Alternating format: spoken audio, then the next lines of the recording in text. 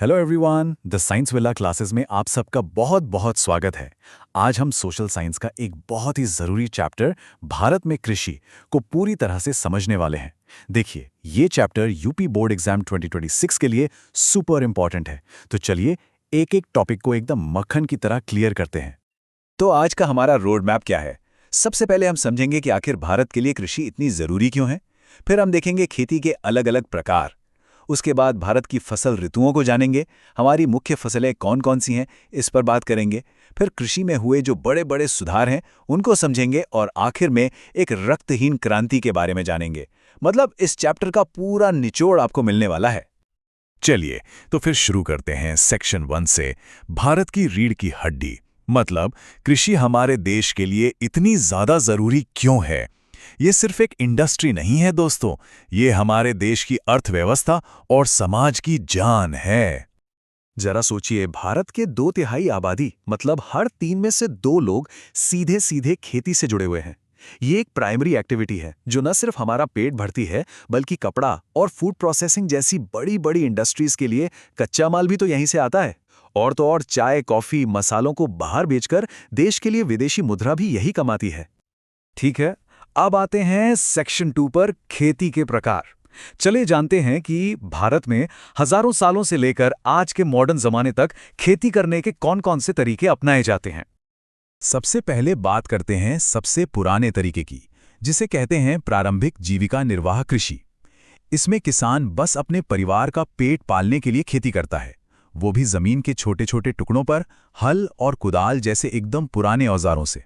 मतलब सब कुछ मॉनसून और जमीन की कुदरती उपजाऊ शक्ति पर ही निर्भर करता है।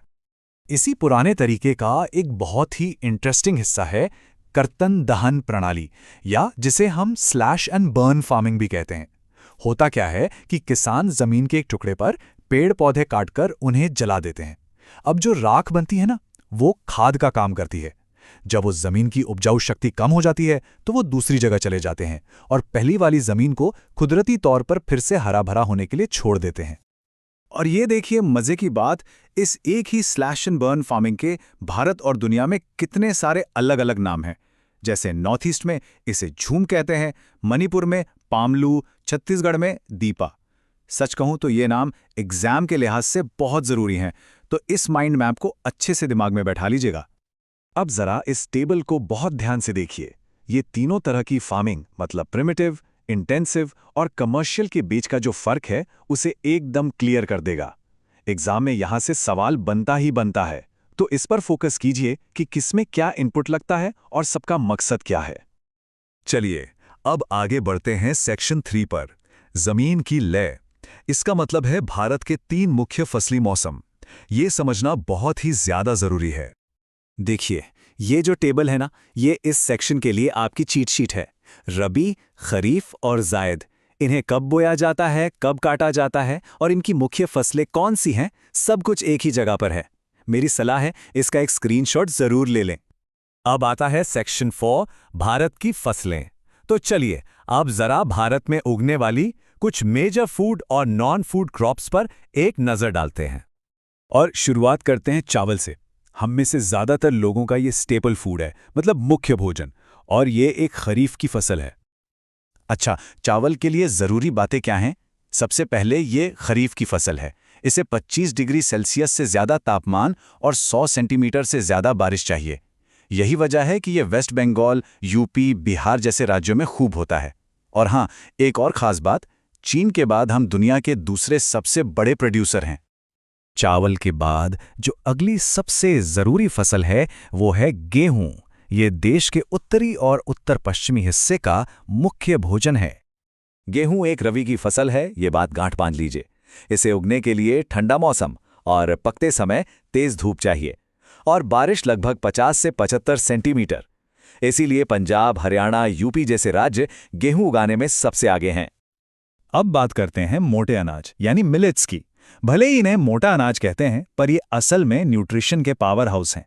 ज्वार, बाजरा, रागी, इनमें आयरन और कैल्शियम कूट कूट कर भरा होता है। ये कम बारिश वाले इलाकों के लिए तो एक वरदान की तरह है। और अब सेक्शन 5, खेतों में सुधार। देखिए, हजारों सालों से भारत में खेती एक ही पुराने ढर्रे पर चल रही थी। लेकिन आज़ादी के बाद बढ़ती हुई आबादी का पेट भरने के लिए बड़े बदलाव बहुत ज़रूरी हो गए थे। तो इस सेक्शन में हम उन्हीं बड़े बदलावों की बात करेंगे। जरा इस टाइमलाइन पर एक नज़र डालिए। 1950 में जमींदारी खत्म करने जैसे भूमि सुधार हुए। फिर 60s और 70s में ग्रीन रेवोल्यूशन और वाइट रेवोल्यूशन ने तो जैसे पूरी तस्वीर ही बदल दी। उसके बाद 80s और 90s में और भी सुधार लाए गए, और फिर किसानों के लिए किसान क्रेडिट कार्ड और MSP जैसी स्कीम्स भी शुरू हुई। ये पूरा सफ़र दिखाता है कि कैसे सरकार ने धीरे धीरे खेती को मॉडर्न बनाने की कोशिश की। और अब हम आ गए हैं अपने आखिरी सेक्शन पर, एक रक्तहीन क्रांति। ये कहानी है एक ऐसे आंदोलन की जिसमें बिना किसी खून खराबे के सिर्फ प्यार और समझाने बुझाने से जमीन के मालिकाना हक में सुधार लाने की एक अनोखी कोशिश की गई। ये आंदोलन था भूदान ग्रामदान। इसे महात्मा गांधी के आध्यात्मिक उत्तराधिकारी विनोबा भावे ने शुरू किया था। वो पैदल ही पूरे देश में घूमने निकल पड़े, और इसकी शुरुआत हुई आंध्र प्रदेश के पोचमपल्ली गांव से, जहां श्री रामचंद्र रेड्डी नाम के एक जमींदार ने अपनी 80 एकड़ जमीन 80 भूमिहीन गांव वालों को दान में दे दी। इसी को भूदान कहा गया। धीरे धीरे ये आइडिया इतना फैला कि कुछ जमींदारों ने तो पूरे के पूरे गांव ही दान कर दिए, जिसे ग्रामदान कहा गया। इसीलिए इसे ब्लडलेस रेवोल्यूशन यानी रक्तहीन क्रांति कहते हैं। और इस पूरे आंदोलन के पीछे की सोच क्या थी? सोच ये थी कि जमीन का असली मालिक वो है जो उस पर हल चलाता है, जो उस पर मेहनत करता है। गांधी जी और विनोबा भावे की ये सोच उस वक्त के लिए एक बहुत बड़ी क्रांतिकारी बात थी।